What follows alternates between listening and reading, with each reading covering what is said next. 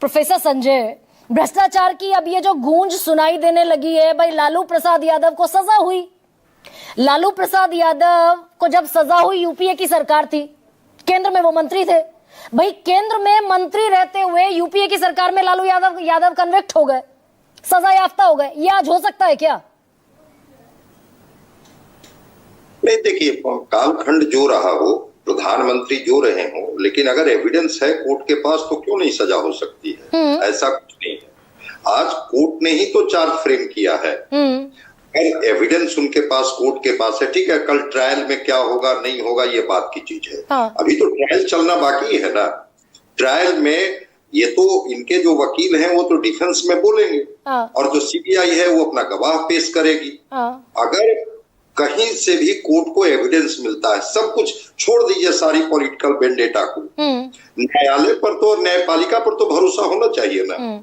लालू प्रसाद जी को जिस समय वो केस की सुनवाई हो रही थी, उस समय नरसिंह राव थे, देवेगौड़ा थे, मनमोहन सिंह थे और 5-5 बार उनको सजा हुई। अगर उनको कन्विक्टेड किया गया तो ऐसा नहीं है कि उस कालखंड को, देवगौड़ा तो उस समय तो ये किंग मेकर कहे जाते थे। लेकिन आज की तारीख में तो जितने भी भ्रष्टाचार के आरोप लगते हैं, विपक्ष में रहते हैं तो वो भ्रष्टाचारी हो जाते हैं, और सत्ता पक्ष में आ जाते हैं तो वॉशिंग मशीन में धुल जाते हैं। ये भी तो होता है ना। खूब होता है, ये तो मैं गलत नहीं कह रही। नहीं, खूब होता है।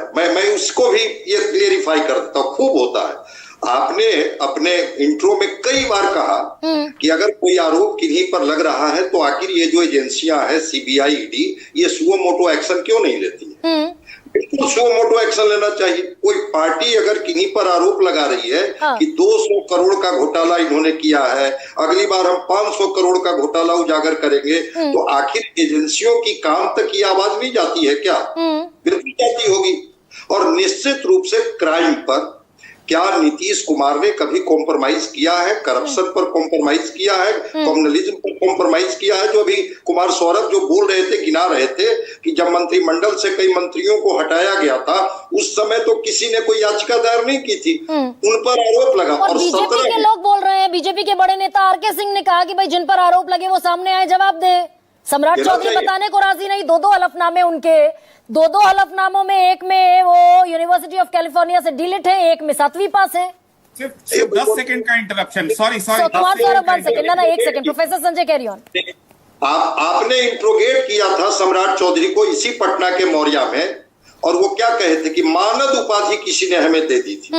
अभी बता रहे थे ना रतनलाल जी कि भाई अगर मैंने पीएचडी की है तो पीएचडी का है मेरे पास प्रमाण, लेकिन अगर अशोक चौधरी को कोई मानक, सम्राट चौधरी को मानक उपाधि मिल गई, वो मानक उपाधि कैसे मिल गई भाई? क्लियरिफाई तो वो कर दें कि कब, बार-बार आपके पूछने के बाद मैट्रिक किया है या नहीं किया ये भी बता दें। इसको बताने में क्या तकलीफ है? वही तो आपने बार-बार पूछा कि आप 10th कब पास किए थे, तो उन्होंने कहा कि मैंने एफिडेविट दिया है, जरा उसको देख लीजिए निकलवा करके, आप वहां से पता आपको चल जाएगा।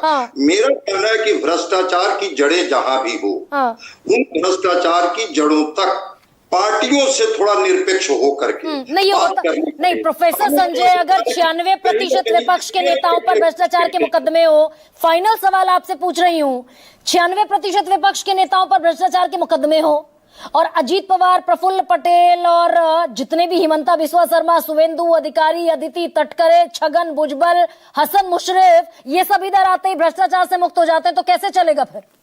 फिर कैसे इन्वेस्टिगेट होगा? बहुत छोटा सा जवाब बता रहा हूं कि ऐसा कोई इंसिडेंस है कि ईडी के द्वारा जो 96% या 97% मुकदमे विपक्ष के नेताओं पर किए गए, और जैसे ही उन्होंने पाला बदला फिर वो मुकदमों से बरी कर दिए गए। कन्विक्शन रेट देख लीजिए ना, ईडी ने जिन पर भी मुकदमा किया उनका कन्विक्शन रेट देख लीजिए। तो ये तो एजेंसियों की साख का भी सवाल हो गया ना फिर हमारी। मैं इसी नोट पर आज वाइंड अप कर रही हूं सबसे बड़ा सवाल कि जिन एजेंसियों को हम स्वायत्त मानते हैं, स्वतंत्र मानते हैं, उन जांच एजेंसियों पर भी सुप्रीम कोर्ट कई मर्तबा सवाल उठा चुका है, और ये उनकी भी